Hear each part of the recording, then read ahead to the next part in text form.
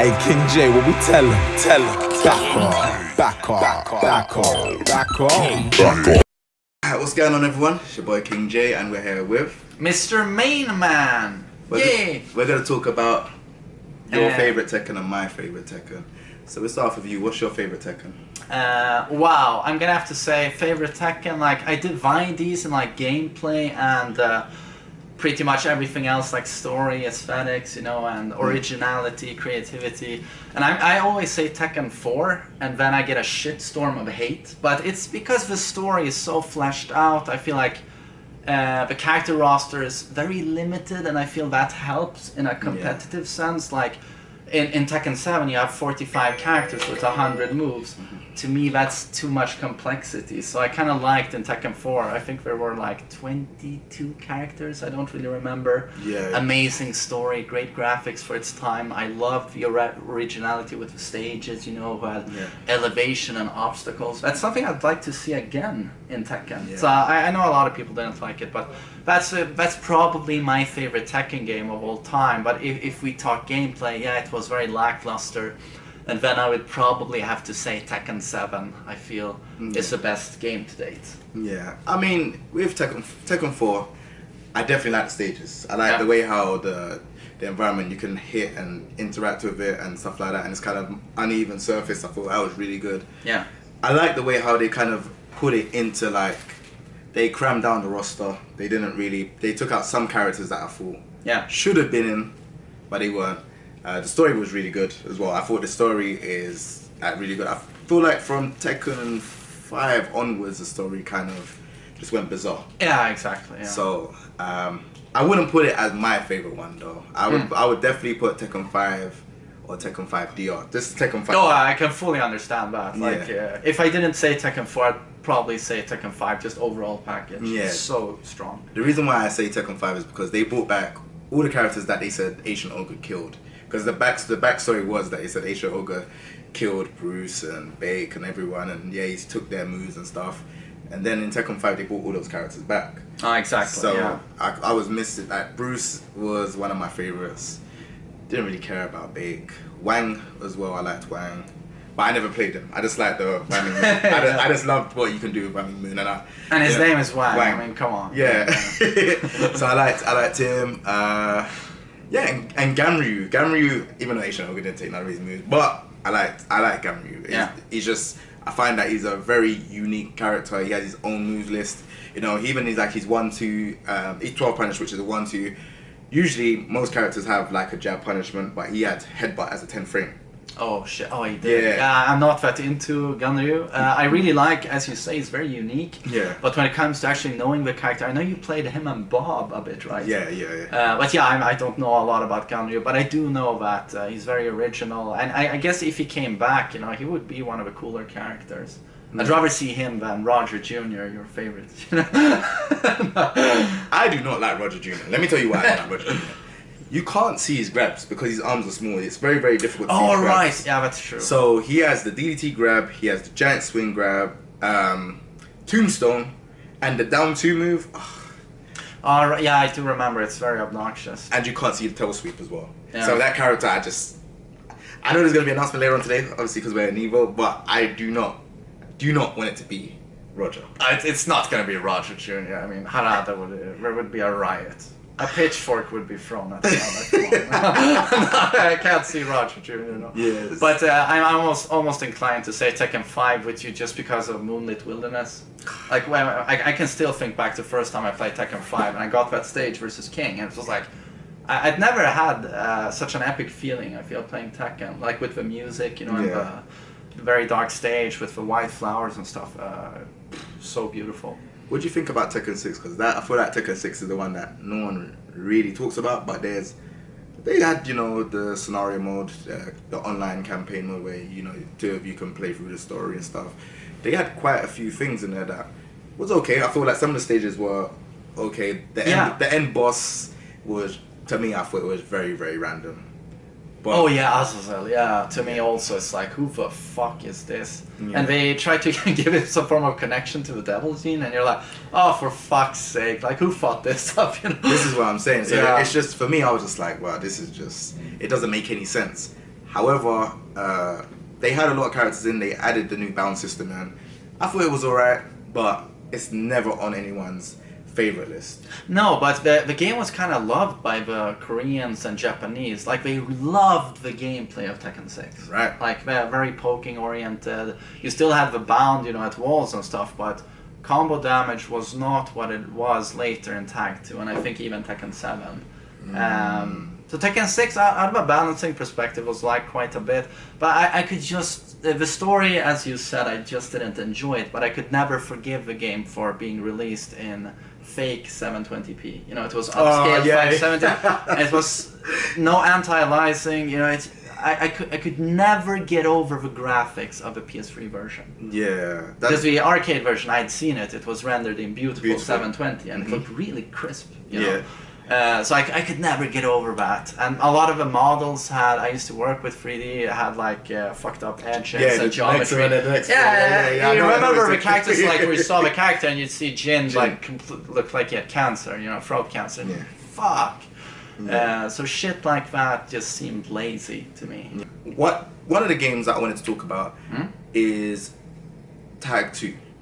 Okay. Obviously, I know you don't really like Tag 2 as much. And this was interesting. Yeah, I remember you making a video on it. You inspired me to actually do some form of review on it. And yeah, the more I think about it, the more I dislike the game. But I know you like the game quite a bit, so even if you have issues with it.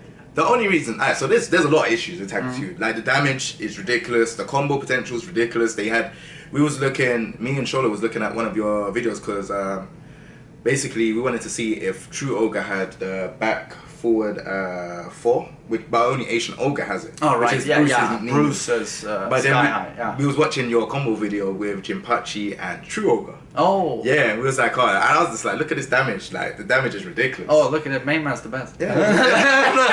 Yeah. Okay. But yeah, no, I didn't say that. But yeah, no. Yeah, we was watching that. We was watching the combo video. It was good. But the damage potential in Tag 2 was really good. It allowed a lot of content creators to create like really good combo. Oh yeah, videos. Combo makers. They were jizzing at that game. You know, left and right. Yeah. It was like you can create like so much combo videos because there's so much characters in the game. And it's just endless with the Tag Assault. Like you can do anything. Right. Yeah. So that's why I like it for that aspect. But when we talk about like certain moves, like Jinpachi, that character's stupid. Like, yeah, it was pretty stupid. Like. Probably not the best character in the game, but just the fact that all the crazy stuff you could do without any form of execution. And his damage, you know, if he had rage, you remember it's up 4 into guaranteed stomp. Yep. And completely safe. Yeah, he had to take no risk. If he wants to get in, he had to take no risk. Oh, it was up forward 4. And if it hit, stamp. How much damage does that take? It's ridiculous. He's 1-2 that's damage against the wall. Absurd character. Yeah. Yeah, so I didn't really like that. Eddie's back 1-4, I thought was...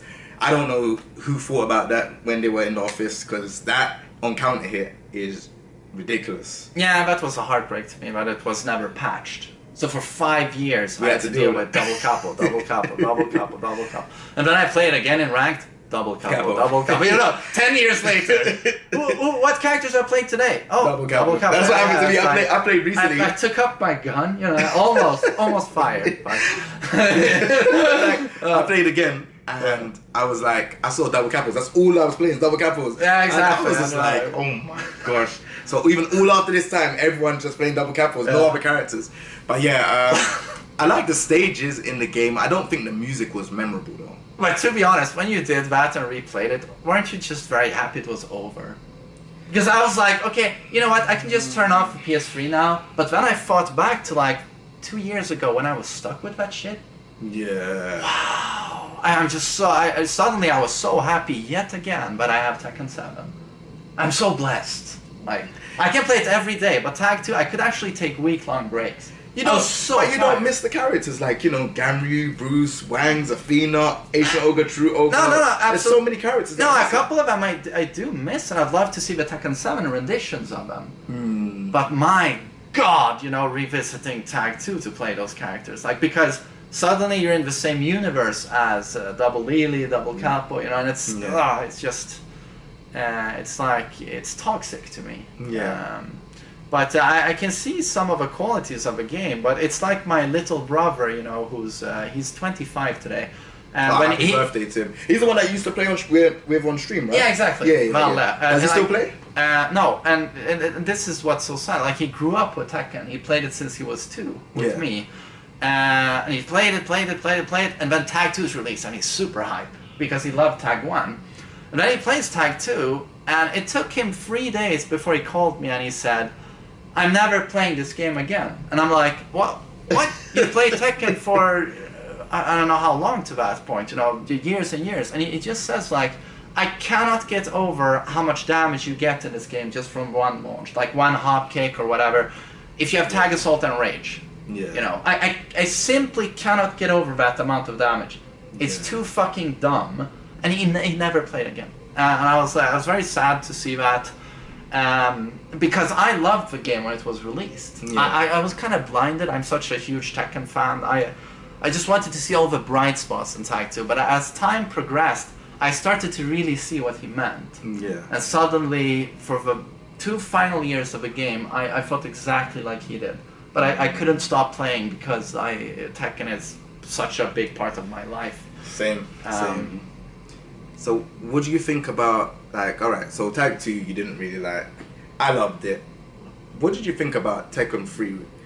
Because, was you playing, like, Tekken when Tekken 3 was around and stuff like that? Like, yeah. I played since Tekken 1, so... Oh, you played Tekken 1? Okay, so you've been playing from, like, when Tekken 1 first came out? Oh, yeah. I've continuously been playing. Alright, so, Tekken 3. Now, obviously, we've been playing Tekken for years. Yeah. Tekken 3 came out with, like, a lot of new characters, martial arts characters, like, you had Eddie, Ling Xiaoyu, Harang. You had, like, loads of different, like, martial arts, proper martial arts characters. Now, from Tekken 6 onwards, we have Lars, Alyssa. Right. We don't really have much, representation of, like, martial arts or anything like that. It's more of an anime matrix thing. Right. Yeah. Do you feel like that's a good thing that kind of caters to, like, the new Tekken players? Oh, I don't like that at all. Like, I really like the very grounded approach of, like, here we have Paul versus Kazuya, and even if, Mishima Ryu fighting style is completely, how do you say, fictional, yeah, thank you. Yeah, it doesn't exist, but it still feels kind of grounded, even though no one would do a hell sweep in an MMA fight, It's but true. it still feels kind of grounded. But when Lars and Alyssa fly around, I'm like, especially as you said with Tekken 6 when it was released, it really turned me off, and I still don't like those characters. Right. But I've just accepted that they're part of the game now. But I cannot say I like it. So how do you feel about that? I mean, I'm a person that grew up with martial arts films. I used to watch a lot of martial arts films. My first character playing Tekken was Law. I used to play Law from Tekken 1 to, then I played Harang in 3 and 4, and then I played Ganryu. So I kind of like, the kind of the similarities to, like, the realism of, like, martial arts and different type of fighting styles. I like that. Moving over to, like, this kind of anime kind of this, I don't know, I don't like it personally. I would like to see more characters that kind of represent a real fighting style. Yeah. If that makes sense. I thought that would be cool. Obviously, you have characters like Katarina that has her fighting style. But her fighting style, what the fuck is that? Hello! Wim, come on, man. Katarina, I don't know if they're thinking like, Miguel is also like his own fighting style, right? Yeah. He's just a street brawler. Yeah, I'm guessing Katarina is supposed to be like a female version of that. She has, I think it was, how do you say again? It's Savat karate, kind of. She has like this kind of like fighting style. I don't know what it is fully. Oh my god, no, isn't her story that Gigas is sort of her old mentor? Yeah. Oh my god. And you're a huge Gigas fan. Tell me about the story, please. Stop that. Kick Listen. it. Film me. I'm not a Gigas fan. I didn't even play the character episode. I'm not doing this. So please, Gigas is... Please, Kingjaetv. Explain the lore. So the Gigas story is meant to be that when I was like looking at for Tekken 7.0, they were actually writing story. Basically, he's meant to lure out Heihachi. That's his story. Wait. He's meant to lure out Heihachi. So he works for G Corporation. So he's meant to lure out Heihachi. Gigas? Yeah. Oh, okay. Yeah, he's meant to lure out Heihachi. That's how it works. So he ends up fighting Katarina on the roof, and he gets flashbacks because he's meant to be his adopted daughter. That he trained. Yeah. Oh, okay. So it somehow he has him and Modok have connection. I don't know how, but it was after watching the character episode of Gigas you decided to main him. No, because no, you cried so much. Listen. It's During not, the no, flashback, no. like, It was because he's the only thing that resembled Modok at the time. And then when Modok came out, he seems like Modok is one of the characters you just have to play and it unlocks. You have to unlock their potential. It's like Julia, Modok, those type of characters. You have to play them for some time. I think they're specialist characters. Gigas is, I don't know where he fits. I just think he's just really trash. So. He's really one step below every single character. Like even Negan is better than Gigas, and Eliza better than Gigas. He's really trash. Yeah, really. But really I really liked that you played him so much. I mean, that to me is like character devotion. Like no one else touches the character, but you see something in him. You know he's crap, but you still go for it, and I feel that's very admirable. It's kind of But crazy. then you started tear-warring with Geese, of course. I had to. I'm lying there. You're right. I'm agreeing. I was a tear-ball because I was tired of losing. So I started to pick Geese and started to learn him. Yeah, I can understand that. Yeah, going from Gigas to Geese. And of course, when Geese was released, everyone was like, he's mid-tier. I don't know how many top players I heard say he's mid-tier, and I'm like, are we playing the same game? I was agreeing with him. I was agreeing with them, but I knew he was top tier. I mean, season 1 Geese, it's like one launch. Like, yep.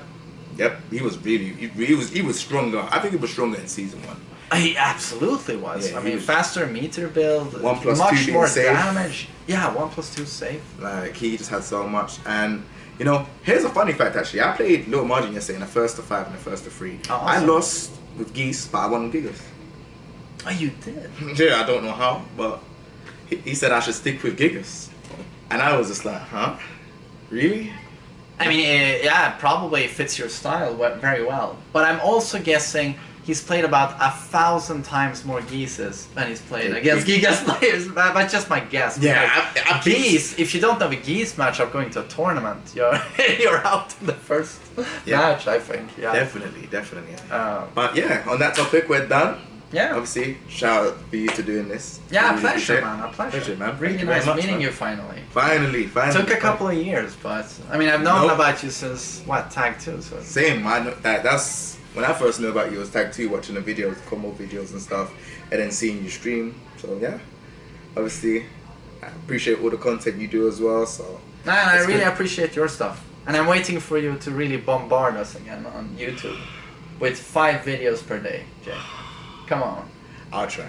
He's gonna try. Oh, that's good. Alright, cool. Alright, well, take it easy, everyone. Cheers. Cheers, guys.